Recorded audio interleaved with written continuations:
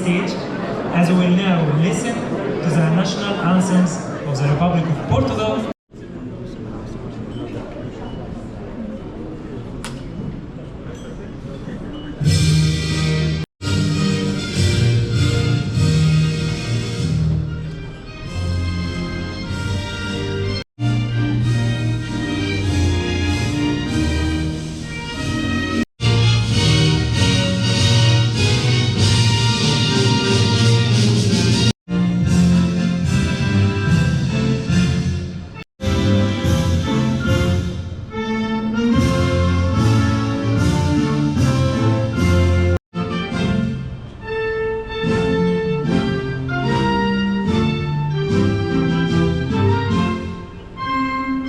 Good evening, everybody.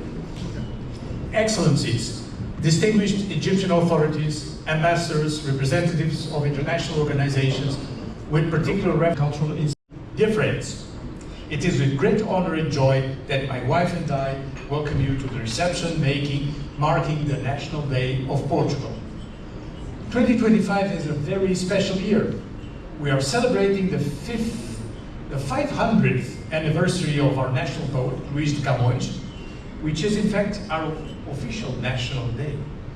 We are celebrating the 50th anniversary of the first democratic elections held in Portugal following our revolution on 25th of April. The 50th anniversary of the independence of Portugal's former colonies in Africa. Their liberation movements fought together with the Portuguese people against Portugal's old dictatorship, and we became free together. Furthermore, and I say this with great joy, we are celebrating the 50th anniversary of the re-establishment of diplomatic relations between Portugal and Egypt on the 25th of February 1975. Today, we cherish our relationship with the government and the people of Egypt in the political, economic, and cultural domains, as well as in areas where we face common planetary challenges, such as climate to green energy. Our political dialogue has been regular and at high level. Egypt plays a pivotal role in this region, and we have therefore the highest interest in exchanging views with the Egyptian authorities on matters of bilateral interest and international issues. We also look forward to convening our bilateral commission in the near future, so as to impart a new momentum to our cooperation in various fields. In parallel, I underscore the successful meetings of our bilateral defense commission, which is generating several initiatives of mutual interest. On the economic side, we wish to take our relationship to a higher level in Al-Soon, in the University of Ain Shams. This department is run in the framework of a protocol between Ain Shams, the International Cultural Institute of Portugal, Camões Institute, and the University of Porto. And the number of students and graduates, it's increasing steadily. About a month ago, the department had a very lively celebration of the International Day of the Portuguese language, which is also the official day of the community of Portuguese-speaking peoples, the 5th of May. On this occasion, I wish to publicly express Portugal's gratitude to the academic authorities of Ain Shams and Al-Soon for their commitment to this collaboration, which we wholeheartedly reciprocate. I mention equally the presence in Egypt since 2022, rated universities, Nova University. Its activity contributes to a closer academic and scientific relationship between our two countries. My next reference goes to Radio Cairo International, whose Portugal section has a close and fruitful relationship with our embassy, which we intend to pursue actively. Allow me to add that in the cultural field, as well in others, we can benefit from the networking among the Portuguese-speaking countries, and as well as the Iberian American countries represented in Cairo. Ladies and gentlemen, Portugal is a member of the European Union, and as such, we participate in the high-level political dialogue, as well as the comprehensive and strategic partnership agreement between the EU and Egypt. We are equally in macroeconomic stability and sustainable growth. Therefore, we fully subscribe to the goal enshrined in the joint statement on our strategic partnership. Egypt and the EU will continue to work on building and implementing a positive agenda for shared prosperity and stability. Egypt and the EU will continue to work on their commitments to further promote democracy, fundamental freedoms and human rights, gender equality and equal opportunities.